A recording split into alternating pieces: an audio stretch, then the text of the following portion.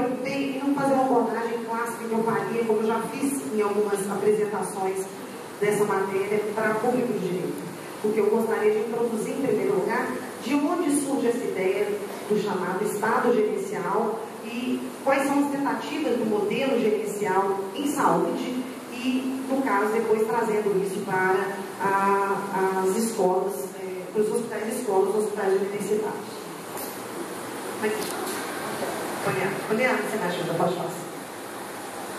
Bem, por que eu trouxe, antes da gente debater propriamente a lei, falar um pouquinho do Estado gerencial? Houve, da Constituição de 88, o modelo do Estado brasileiro, ele mudou.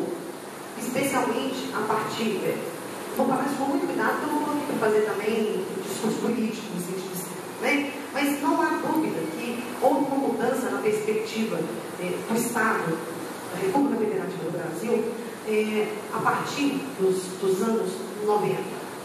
Nos anos 94, 95, foi instalada uma ideia de que o Estado deveria se modernizar e que ele deveria ser gerenciado como uma empresa privada. Foram incorporados elementos típicos da iniciativa privada no Estado. Para vocês terem uma ideia, para operacionalizar tudo isso, eles fizeram inserir na Constituição brasileira o princípio da eficiência. Então, hoje, o Estado é um Estado que ele tem que trazer resultados, é um Estado de resultados. A administração, a gestão da administração pública, ela é pautada em resultados, em ações pragmáticas para resultados concretos. Bem, essa apropriação desse conceito de eficiência começou a justificar um modelo de flexibilização da gestão pública e, em especial, das relações de trabalho vinculadas a essa gestão pública. Isso fica claro se a gente analisa a Constituição, as diversas mudanças que a Constituição trouxe a partir de 98. Nós tivemos lá a primeira reforma administrativa, com eliminação de uma série de garantias tradicionais do serviço público, a exigência de padrões mínimos para a permanência no serviço público, ou seja, não existe mais funcionário público que seja estável, no sentido absoluto da palavra, ele pode ser dispensado se ele não tiver rendimento. Então, portanto, foram flexibilizadas as relações e a própria gestão do Estado para incorporar esses elementos da iniciativa privada. E aqui eu faço um parênteses, porque isso é muito importante a gente discutir, porque no momento atual do Brasil, a gente tem discutido o que a gente chama de apropriação do Estado pela iniciativa privada. A gente discute mensalão, a gente se diverte no julgamento de mensalão, a gente discute corrupção. E esse é um movimento contrário, é quando o Estado se incorpora de valores próprios da iniciativa privada. Então a gente tem percebido nesses últimos anos que a distinção entre público e privado, entre o que é o Estado e o que é a iniciativa privada, está muito fluido, não há mais aquela fratura que existia antes. A gente está tentando cindir, quebrar com essa história do Estado que é apropriado pela iniciativa privada para obter vantagem própria, vantagem pessoal, que eles chamam legado de patrimonialismo, mas, por outro lado, também a gente tem um movimento contrário, que é a incorporação desses valores da iniciativa privada pelo próprio Estado, no que eu chamo de Estado gerencial. Bem, e nessa incorporação de valores, nessa superação também mesmo do patrimonialismo, ou seja, incorporação dos valores da iniciativa privada, começou a existir uma mitificação dessa ideia de eficiência. O que é ser eficiente? Bem, e começou a ser implementada a ideia de que a ideia de eficiência, ela se baseia nos clássicos elementos da reestruturação produtiva da iniciativa privada. Ou seja, são modelos de descentralização da administração. Interessante que parece um pouco com o professor Tom já tinha falado. Então você tem, olha lá, descentralização administrativa, terceirização, precarização de vínculos jurídicos, de tal modo que a gente repita no modelo público aquilo que a iniciativa privada já vem feito. Então, portanto, esse é o quadro, vamos dizer, de política constitucional em matéria de gestão pública em geral, no qual se insere esse. Não adianta a gente tentar entender o CES e entender o seu contexto, mas não pode falar. Na área da saúde, a incorporação desses elementos do Estado gerencial e descentralização da gestão da saúde, ela foi tentada com vários instrumentos inclusive diferenciados, que o próprio professor Tom também já tinha indicado. O primeiro modelo que foi verdade, buscar, né, um modelo legítimo, né, professor? Porque também nós vamos falar aqui em modelos legítimos que estão pautados na lei. Porque nós temos modelos gerenciais descentralizados, com terceirizações que são absolutamente legais, e essas, como não estão acolhidas, eu não vou nem tratá-las aqui, porque você acha por isso, não é caso a gente tratar aqui de modo sério. Né? Então, com modelos que são, vamos dizer, pelo menos do ponto de vista formal, modelos apresentados em leis ou projetos de leis para gerenciamento da gestão, nós tivemos várias tentativas de descentralização da gestão da saúde. E o primeiro modelo de transferência, né, da gestão da saúde foi a transferência para o terceiro setor, com as leis das OCIPs e OS, né, as organizações sociais e organizações da sociedade civil de interesses públicos. É engraçado que quando eu falo de OCIPs e OS para vocês, que não são direitos, vocês conhecem mais do que a turma, o pessoal da área do direito. Por quê? Porque essa foi uma realidade talvez criada e direcionada para a gestão de alguns setores e, em particular, o setor da saúde. Há uma grande discussão que se permeia a lei, né, 9637 98, que o ADIM está tramitando no Supremo Tribunal Federal, e que discute se seria possível transferir atividades do Sistema Único de Saúde para a regência e para o direcionamento da iniciativa privada, porque todas essas entidades, elas integram a sociedade civil, elas não compõem nem a administração direta nem indireta e muito menos a direta. Então, portanto, como não são órgãos da administração pública, há um questionamento se ela poderia participar do Sistema Único de Saúde. O modelo de transferência da gestão pública para o terceiro setor, que tem sido largamente utilizado, em hospitais públicos em geral, eles fazem a ideia da transferência da gestão por termos de parceria e transferência de recursos sem um evidente controle, um controle efetivo, né? E mais do que isso, a contratação de pessoal não pautado pelas ideias, né, da universalidade do acesso a empregos por via do concurso público, enfim. Então, esse modelo é um modelo que contrasta, vamos dizer, bem diretamente com o modelo constitucional, especialmente vinculado ao Sistema Único de Saúde. Então, em razão disso, há uma expectativa grande de que a ADI, que cuida dessa matéria, ela seja julgada procedente. Aliás, vários pareceres, inclusive do Procurador-Geral, no sentido de que esse modelo de terceirização, né, de gestão e de pessoas, ele não seria adequado à Constituição. Há uma outra proposta, essa não chegou a ser aprovada, né? Essa tão discutida, tão debatida, tão rebatida, que foi um modelo de transferência para fundações. Esse é um projeto de lei complementar, do projeto de lei complementar 92 de 2007, e ele é interessante porque ele fala no escuro, né? Autoriza a criação de fundações para a gestão em diversas áreas, incluindo a saúde.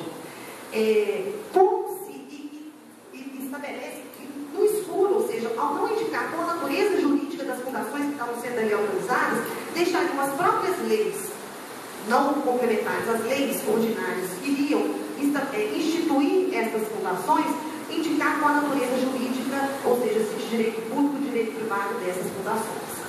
Bem, muito embora a lei pareça ser virtudes e pareça que trate de fundações em geral, né, bem se sabe que ela, na verdade, estava sendo a abrangência dela era para permitir, do ponto de vista político, em momento posterior e com quórum menos qualificado, a instituições de fundações privadas para a gestão de certos setores da atividade pública. Isso, inclusive, foi muito estudado pelo grupo de trabalho na área de saúde do Ministério Federal, falando que essa história de falar que é só fundação, que pode ser fundação de direito público privado, isso é conversa para mãe dormir. Pois, afinal de contas, eu estava tramitando, né, vários projetos de criação de fundações de natureza privada para a gestão, inclusive na área da saúde. Esse não tem a ADI tramitando porque é um projeto de lei, mas há vários pareceres de constitucionalidade dentro do próprio processo legislativo. E, por fim, culminando nessas tentativas históricas, né, de transferir, de descentralizar a gestão da saúde, vem o modelo da Empresa Brasileira de Serviços Hospitalares, que é a Lei 2250, de dezembro do ano passado. Essa lei, ela, a princípio, ela é interessante porque ela, o locus de aplicação dela seriam os hospitais universitários, né, do Serviço Público Federal. No entanto, tem um dispositivo lá escondido no final que autoriza a aplicação desse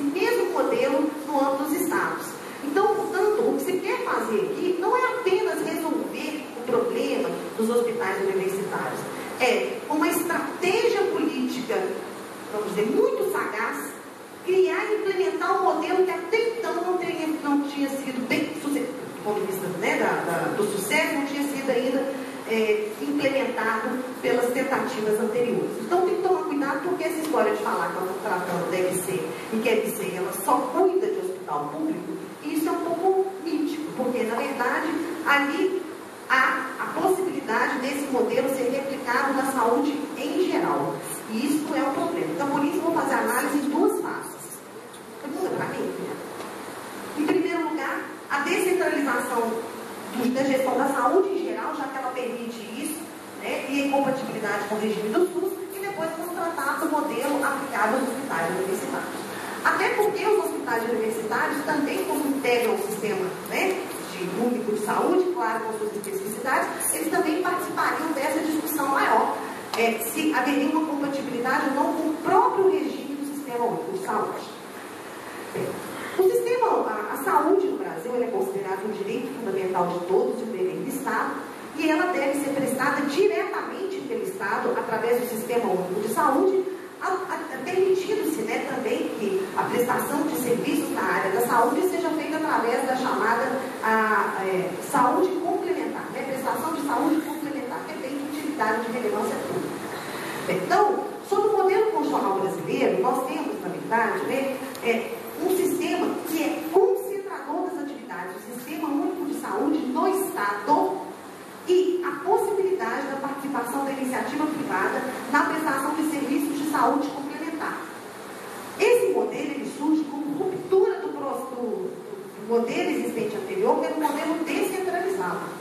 Tem que chamar a atenção disso porque todos os juristas que estudam direito sanitário, que estudam direito à saúde no Brasil, chamam a atenção que o modelo do Sistema Único de Saúde ele é um modelo concentrador dos serviços públicos de saúde na figura do Estado, não permitindo-se mais aquele modelo desconcentrado que existia anteriormente, que era o modelo, né, do INAMPS. Esse modelo não permite-se mais, ele não é mais acolhido pela Constituição de 88.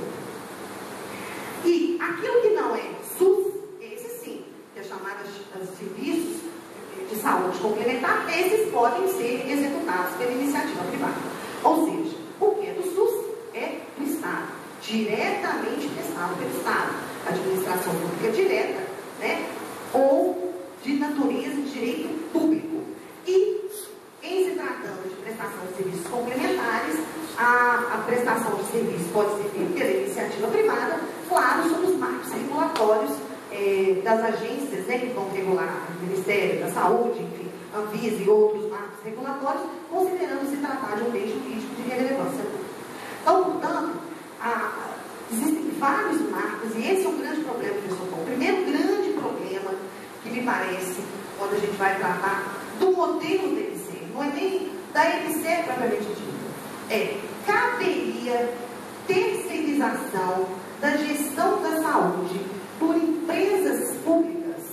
Por quê? Porque as empresas públicas e a sociedade de economia mista, elas integram a administração direta, mas elas têm natureza jurídica de direito privado, elas são reguladas pelo direito privado na forma do artigo 173 da Constituição. Como é que é? 5 minutos? Nossa, não dá pra eu falar tudo não, eu pensei no negócio. Deixa ela terminar. Deixa eu falar. Vocês estão gostando? Beleza. Vontade. Pode continuar. Pois é, esse é o primeiro dilema importante. Esse modelo, ele se adequa ao modelo do SUS, porque existem vários, vou dar um exemplo. Marlon, 2009, grande autor de direito à saúde, direito sanitário, e ele é referenciado. Nós não temos fator H do direito, mas se tivéssemos, ele teria os maiores fatores H na matéria. Tá? Oi? Nós não temos fator H lá, mas se tivéssemos, não tem dúvida. Ele é referenciado por todo mundo dessa matéria, e ele chama atenção numa obra essencial sobre direito à saúde. Ele fala: o modelo constitucional brasileiro é Sistema Único de Saúde prestado diretamente, ou seja, pode ser prestado pela administração direta, pelas autarquias e fundações de direito público, pessoas jurídicas de direito público, modelos que estabelecem modelos privados, ainda que integrem a administração indireta, não podem podem ser considerados integrantes das ações do SUS. Você não tem capacidade para casa, é o maior prestador de saúde. É um problema. Na verdade, essa proposta deles tem sido estudada por todos os grupos de trabalho do Ministério Público e eles já incorporaram a ideia de que o Sistema Único de Saúde, embora a Lei Orgânica da Saúde ela é claudicante, porque ela fala que o Serviço Único ele se integra pelas entidades da administração direta e indireta que prestam serviços públicos.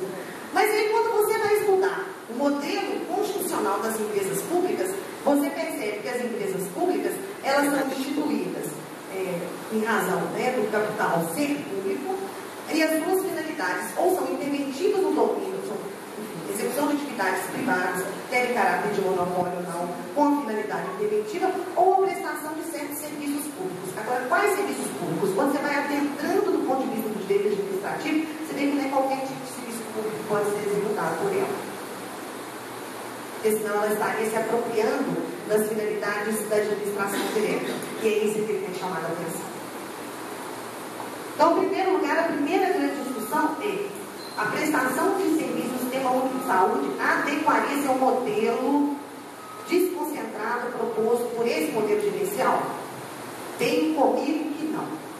Tem comigo que não. E outra coisa, vamos passar para mim, Poliana. Essa mesma pergunta sendo feita em duas ações diretas de constitucionalidade. Porque quando se fala lá da ADI entrada no terceiro setor, um dos fundamentos da inconstitucionalidade é exatamente ser a iniciativa privada, não ser o SUS. E um dos fundamentos que foi considerado lá é exatamente o fato de ter que ser prestado diretamente pela administração pública, quando no máximo por autarquias, as atividades de saúde no modelo constitucional brasileiro. Existe esse argumento lá apresentado. Na DI, esse eu queria muito que você lesse, no parecer do Procurador-Geral da República. O modelo de fundações de direito privado, no estado de Sergipe, eu botei da época da mentira, de Sergipe. No estado de Sergipe foram criadas fundações de apoio aos hospitais públicos, que é um modelo, na verdade, um modelo ilícito, que tem sido adotado aí, mas só que lá com base em lei. Foi criada uma fundação de direito privado para contratar servidores, empregados públicos para serem alocados aos hospitais. Tem igualzinho, só mudou o regime jurídico, só falou, em vez de falar que é empresa pública, é fundação de direito privado. Os padrões, inclusive, os padrões parece muito, inclusive, a própria lei estadual, regime de tratamento, dos convênios, enfim, muito parecido com a da Empresa Brasileira de Serviços Hospitalares. E lá, mais uma vez, é questionado se poderia a fundação de direito privado, mesmo tendo, na verdade, valores e bens públicos ali sendo geridos, ela poderia atuar na gestão e na terceirização de pessoal na área de saúde. E um dos questionamentos, o fundamento do parecer do Procurador-Geral da República pela inconstitucionalidade da lei, das leis estaduais que estão sendo discutidas, é exatamente o fato de ter, embora integrando a administração direta, ter natureza de direito privado, porque ele tem de ser impeditivo frente ao artigo 196 da Constituição. Então, eu acho que esses são dois precedentes importantes que a gente tem que considerar na matéria, sabe, professor? Eu não estou querendo fazer discurso político, eu estou apresentando as minhas preocupações a respeito desse modelo. Esse modelo pode ser questionado, vai ser questionado judicialmente, pode numa DI ser questionado, e um dos fundamentos da DI pode ser exatamente esse, o fato dele não se adequar ao modelo do Sistema Único de Saúde. Mas, além disso, em se tratando da Empresa Brasileira de Serviços Hospitalares, nós temos outros problemas constitucionais. Primeiro dele, problema da autonomia universitária. Porque os hospitais universitários, eles estão evidentemente atrelados à dissociabilidade entre ensino, pesquisa e extensão na forma do artigo 207 da Constituição. E a definição das estratégias administrativas, elas podem impactar na autonomia acadêmica. A definição de quantos leitos para cada setor, enfim, e outras questões gerenciais podem ser consideradas como um mecanismo direto ou oblíquo para interferir sim autonomia acadêmica. E essas definições, como elas serão, mesmo que pautadas em contrato exógeno na universidade, eu entendo que isso pode ensejar, sim, a discussão se esse modelo adequa-se ao modelo de autonomia universitária previsto, estabelecido no artigo 207 da Constituição. E além disso, e aí com muita veemência, eu acho que o risco, se é para apostar em risco, nós estamos falando de direito é probabilidade. Sabe por quê? Vocês da medicina tem, vamos ter um universo, um campo investigativo que é um pouco mais assertivo do direito. Lá, a gente fala em probabilidades. Quando a gente olha para um juiz, ele vai proferir uma sentença, diz até brincando que de bumbum de neném de cabeça de juiz, a gente nunca sabe o que vai sair. Mas é isso mesmo. Porque, na verdade, o elemento humano na decisão, na interpretação da norma, enfim, tudo isso é muito importante. Então, nós nunca somos tão... Não tem a acurácia que vocês têm, né? Que vocês devem acurar. Nós não trabalhamos com essa ideia de verdade, certeza que vocês trabalham. Então, nós trabalhamos no campo da probabilidade. Eu acho provável que o modelo seja discutido sobre aqueles outros duas perspectivas, mas eu acho muito provável, no campo da probabilidade, considerando pouco provável, né, pouco provável, muito improvável, improvável, provável, muito provável, eu acho muito provável que esse modelo seja discutido sob a perspectiva da quebra do artigo 39 caput da Constituição, que estabelece o regime jurídico. E por quê? Porque esse é um modelo de terceirização não só da gestão, mas especialmente de inserção de trabalhadores nos hospitais universitários. Trabalhadores que vão estar ombreados com outros trabalhadores do Estado, com regimes jurídicos diferenciados. Aqueles que já estão aqui nos hospitais, já são vinculados ao Hospital das Clínicas ao regime jurídico único, regulados pelo direito administrativo. E os outros, inseridos pela Empresa Brasileira de Serviços Hospitalares, regidos pelo direito privado. Não é possível assimilar esses dois regimes. Autarquias federais têm que adotar o regime jurídico único. Empresas públicas necessariamente têm que adotar o regime privado na forma do artigo 73 da Constituição. Só que a Constituição fala que é proibido, né, adotar regimes jurídicos diferenciados para os seus empregados. Ou seja, nós vamos estar numa situação em que trabalhadores lado a lado têm regimes distintos, direitos distintos. Nem precisaria a Constituição dizer isso também, não, porque a igualdade jurídica, que é básica da Constituição, exige que pessoas que estejam em situação igual sejam tratadas igualmente. Né? Nós não podemos tratar trabalhadores que executam as mesmas funções, têm a mesma atividade, de modo diferenciado. Então, me parece que esse modelo ele pode ser impactado pela decisão, já tem que eliminar como decisão plenária da Lei 1251, que restabeleceu o regime jurídico único no Brasil. Isso pode ter impacto direto no modelo da Empresa Brasileira de Serviços Hospitalares. Isso tem que tomar cuidado. Além disso, do ponto de vista esse é um argumento forte, né, professor Tom? Esse é um problema. Esse é um problema. Mariana, muda para mim, como eu falo. Além disso, vai que passe no Supremo Tribunal Federal todas essas discussões. Ou seja, se for superados todos os elementos de funcionalidades e as inconsistências e incompatibilidades com o modelo constitucional, nós ainda vamos esbarrar na justiça do trabalho. Sabe por quê? Empregados públicos, a situação do empregado público é decidida pela justiça do trabalho. E a justiça do trabalho tem precedência a respeito de terceirização no setor público. Aliás, terceirização em geral. E ela tem uma visão restritiva da terceirização. Terceirização é considerada pela justiça do trabalho, pelo direito do trabalho, um modelo atípico e excepcional de contratação. Por isso, ele só é permitido dentro das hipóteses previstas em lei ou toleradas judicialmente. E, para falar a verdade, a jurisprudência tem, ao certo tempo, cada vez mais feito uma análise mais restritiva do cabimento da terceirização.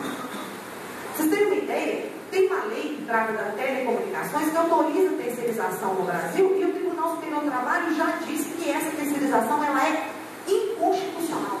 Pode estar prevista na lei, mas ela é inconstitucional. Então, portanto, mesmo que venha a ser prevista em lei, ela tem que ser também tolerada jurisprudencialmente. Ou seja, não basta prevista na lei, eles vão fazer uma análise se essa lei ela é constitucional. E com relação à terceirização no setor público, Nós temos que contar que o setor público ele sempre foi protagonista da terceirização no Brasil. É engraçado, né? Porque quando a gente fala que o setor, que o Estado brasileiro incorpora elementos gerenciais, elementos de iniciativa privada, nessa matéria fica claro. A primeira lei brasileira que tratou de terceirização no Brasil foi terceirização do serviço público. Então, o Decreto-Lei 200 de 67, Decreto da Desconcentração Administrativa e a Lei 5.470. Mas essas leis só permitem terceirização das chamadas atividades executórias, isto é, atividades acessórias, complementares ou de suporte à execução de serviços públicos recém-inscritos. A Lei 5.405, lá no artigo 10º, artigo 10º, parágrafo 7º, até indica exemplificadamente quais são essas atividades.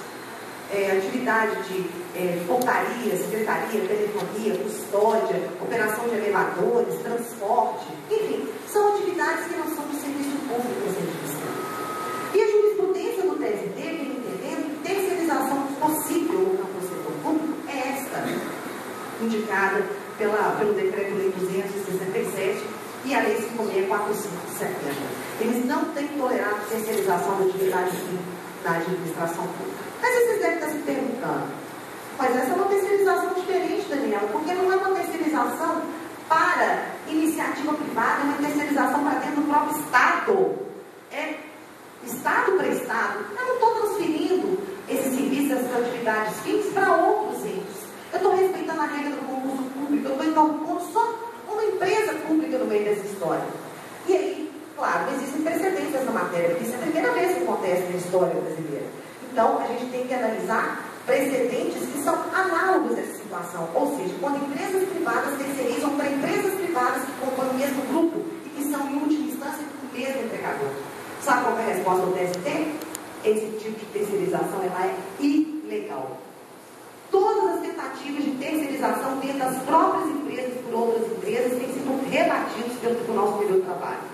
Até as turmas que são consideradas turmas mais conservadoras do TST, como por exemplo, a 8ª turma do TST, que tem precedentes, acolhe muitos interesses, por exemplo, do patronato brasileiro, até mesmo essas turmas têm repudiado a terceirização dentro do próprio grupo econômico.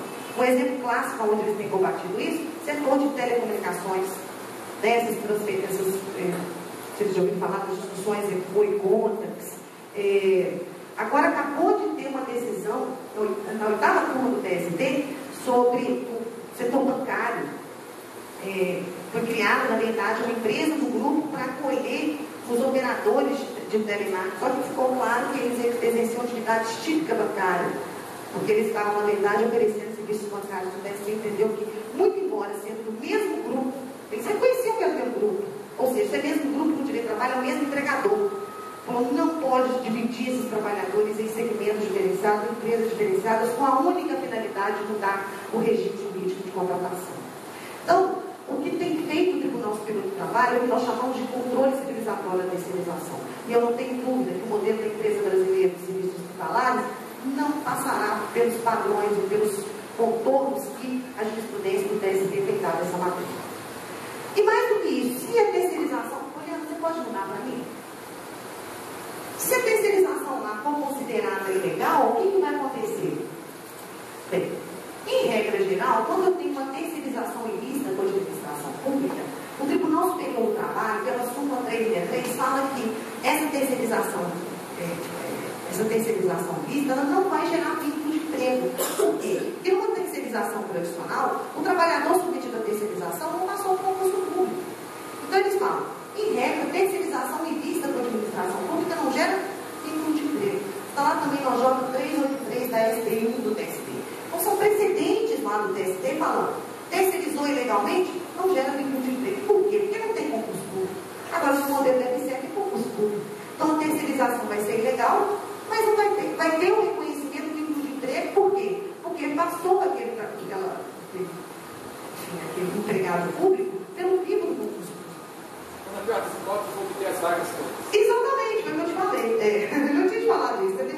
O risco que vai acontecer é o quê? Olha, já que eles estão lá, o que vai acontecer? Nós vamos ter que, na verdade, dar um tratamento jurídico igualitário, inclusive com a equiparação de regimes entre um e outro. Eu não tratar esses servidores e empregados públicos por uma ficção jurídica como diferentes. E o Tribunal Superior do Trabalho também tem precedentes nesse sentido. Quando a terceirização é vista com a administração pública, mesmo que o sujeito não vá ficar no serviço público, ele tem direito de receber o mesmo padrão salarial de um funcionário público. Está escrito lá na OJ 383 da STI, do TST. Vocês têm alguma dúvida que o Tribunal Superior do Trabalho vai assegurar os mesmos padrões remuneratórios, os mesmos direitos para o empregado que foi terceirizado ilicitamente, que tem concurso público para permanecer na administração pública? Eu não tenho a menor dúvida. Então, esse é um problema, um grande desafio para a empresa brasileira de serviços hospitalares. Há riscos de declaração de personalidade pública, riscos de se entender pela quebra do regime jurídico.